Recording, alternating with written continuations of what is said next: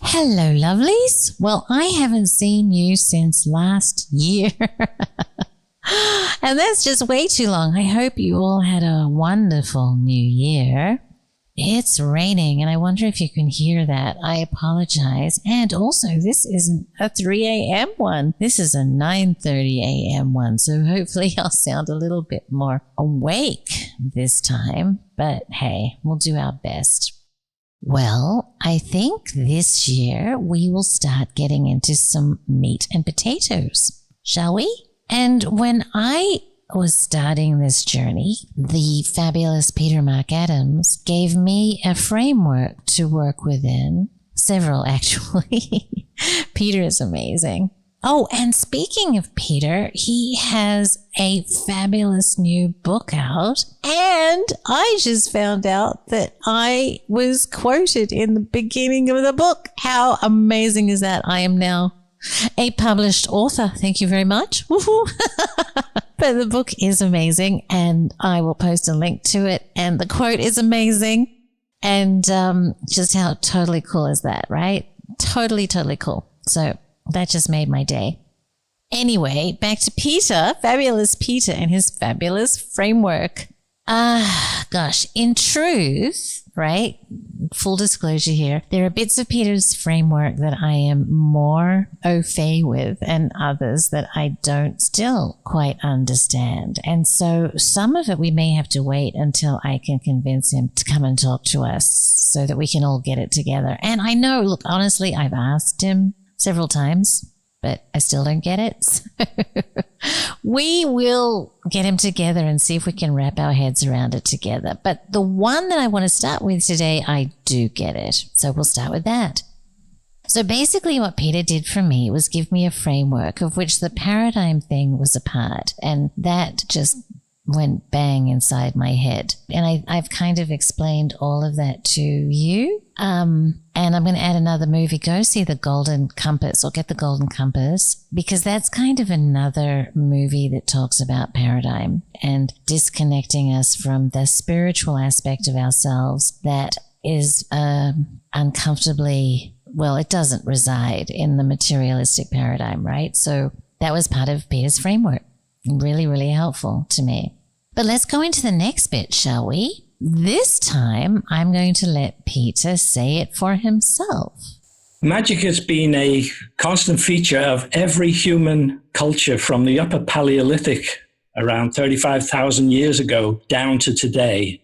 But to understand why it has played such a formative role in our cultural history, we have to drop some of our most cherished assumptions about the nature of reality and accept the existence of ways of seeing and relating to the world that lie far beyond the routine. In particular, we will require a far more holistic vision of reality, one in which everything is seen as quite literally connected to everything else, and not just on the physical plane. But to comprehend the detail emerging from such a vast stretch of human history, it would be useful to have an organizing framework in place. I think we can make sense of the phenomena through four distinctive points of view that are more or less perennial. Firstly, the cosmos is organized and moved by cosmic intelligences. At the highest levels, these are indistinguishable from the vastness of the cosmos, but visualized through the medium of the constellations, stars, and planets. This was a common assumption in most cultures, at least up until the 18th century. Even Sir Isaac Newton considered the motive power behind his model of the solar system to derive not from purely physical factors,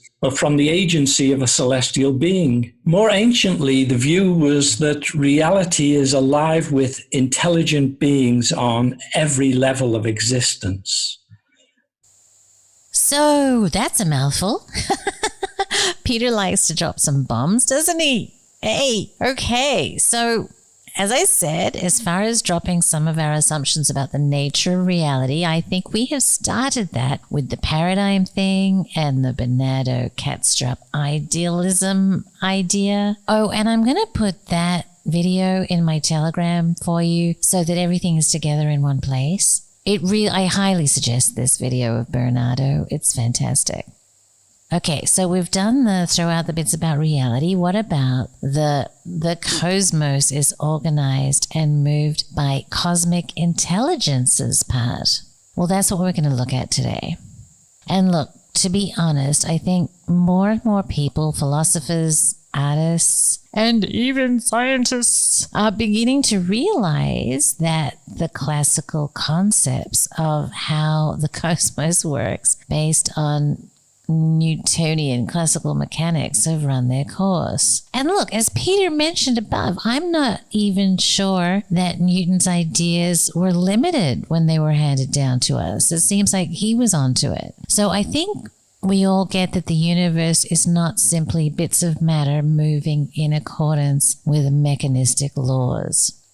But if not that, then what is it? And to help us understand this, we will spend some time with Ervin Laszlo. Ervin is a Hungarian philosopher of science. He's a systems theorist, integral theorist. Originally, he was a classical pianist. He advocates for the theory of quantum consciousness, is a Gemini, is 89 years old, and is the author of the book we will be looking at today called The Intelligence of the Cosmos, Why Are We Here? And New Answers from the Frontiers of Science. All the cool kids seem to like this book, like Stan Groff and Jane Goodall, so I thought it might be worth listening to his story.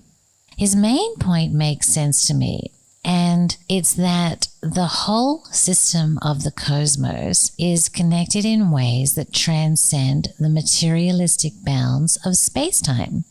In his view, the universe is not made up of chunks of matter, but instead little packets, or not so little packets, of vibration.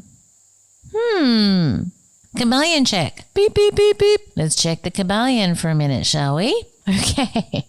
Principle number 3 of vibration. Nothing rests, everything moves, everything vibrates. And commentators of the Kabbalion go on to suggest that this principle explains the difference between different manifestations of matter, energy, mind, and even spirit. That they only are the result of different vibrations. Okay, bingo. That Kabbalion. It's pretty handy, isn't it, eh? Okay, well, Laszlo goes on to say that the vibrations that make up the cosmos are not random, but highly ordered. They are coherent. Because of that, they're not likely to be the result of mere chance. To demonstrate this in one maybe not so related example, but it's very cool, Fred Hoyle, a mathematical physicist, said that the probability that a new species would emerge through a chance mutation of their genes is comparable to the probability that a hurricane blowing through a scrapyard would assemble a working airplane. Whoa.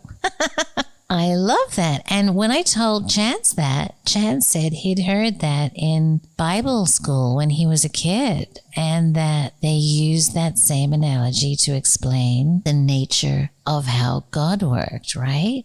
So we're kind of talking about the same thing. We're talking about an intelligence. If you want to call it God, hey.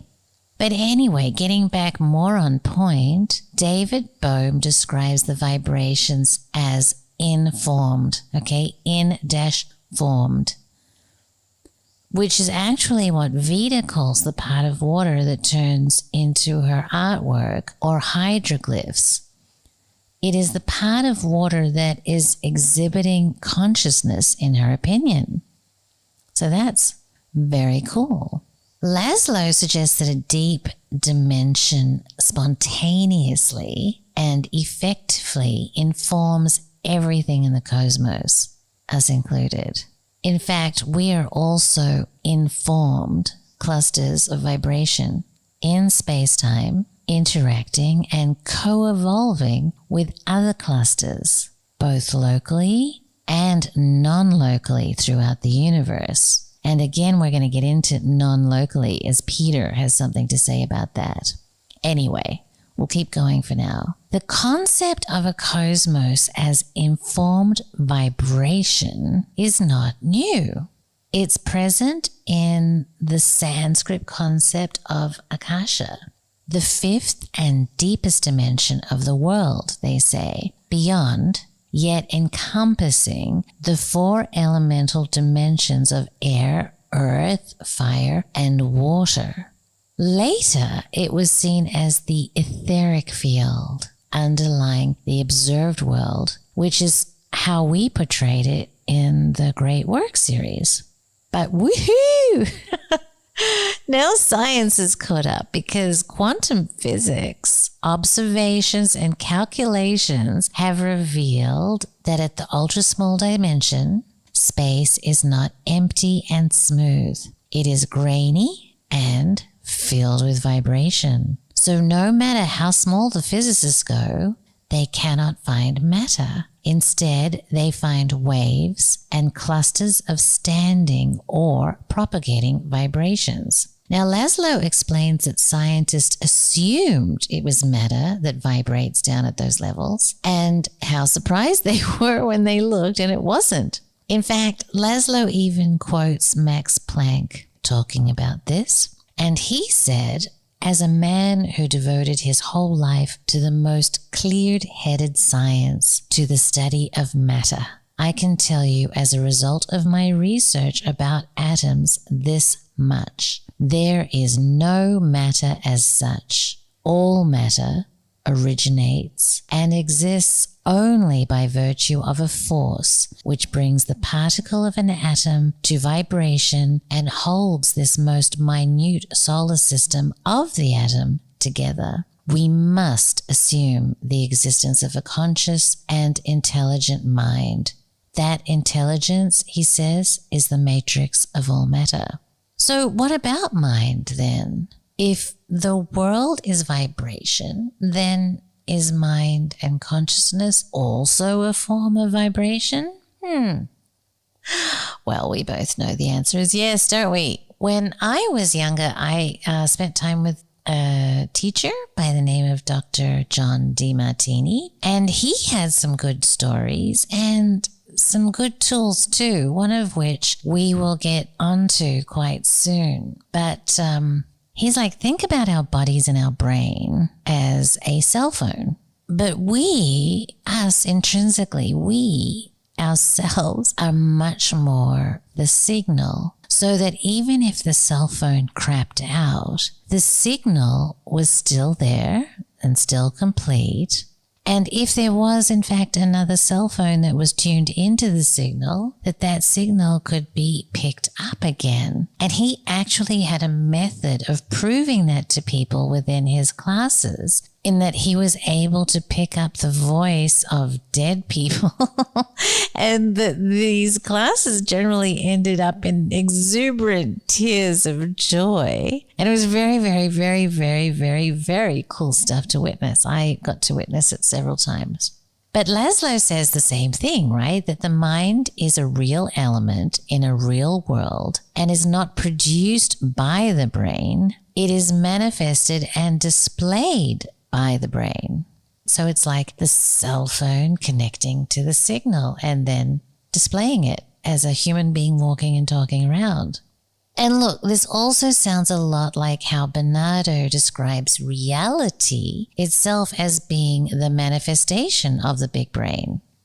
The vibrations that manifest the cosmic intelligence have a physical as well as non-physical aspect. Viewed from the outside, every cluster of vibration is a physical phenomena, a pattern of vibration in space and time. But viewed from the inside, from the perspective of that given cluster, it is a perception, an awareness, a feeling of the world in and by that cluster. This internal, seemingly subjective, but objectively real aspect is a fundamental feature of the universe. And again, better describes what Bernardo is saying than I can, because clearly I butcher Bernardo. So just go watch his video, but you will see the parallels. The internal, seemingly subjective, but objectively real aspect is a fundamental feature of the universe. But back to the cell phone idea for a moment.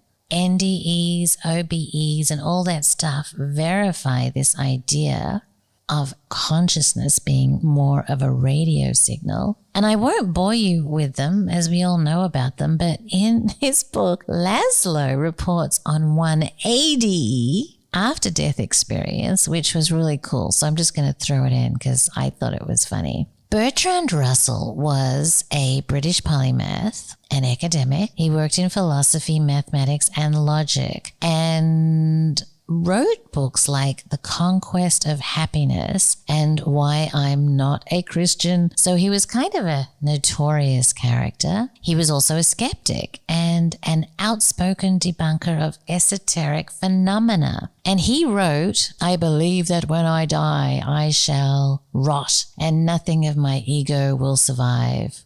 So imagine his shock when he ended up on the other side, intact.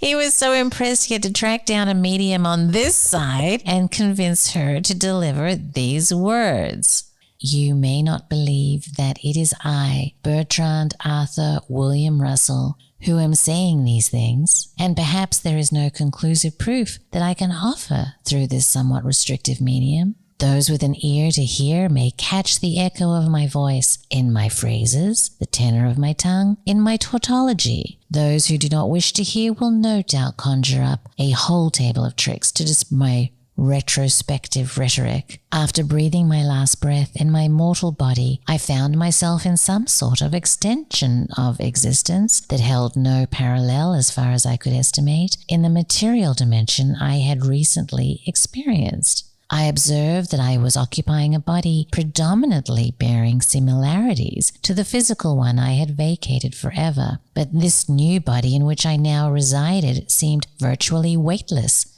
and very volatile, and able to move in any direction with the minimum of effort. I began to think I was dreaming, and would awaken all too soon in that one world of which I had become somewhat weary to find myself imprisoned once more in that aging form which encased a brain that had waxed weary also, and did not want to think when I wanted to think. Several times in my life, he continued, I thought I was about to die. Several times I'd resigned myself with the best will that I could muster to ceasing to be. The idea of BR no longer inhabiting the world did not trouble me unduly. Befitting, I thought, to give the chap, myself, a decent burial and let him be. Now here I was, still the same I, with the capacities to think and observe sharpened to an incredible degree. I felt earth life suddenly seemed very unreal, almost as if I had never happened. It took me quite a long while to understand that feeling until I realized at last that matter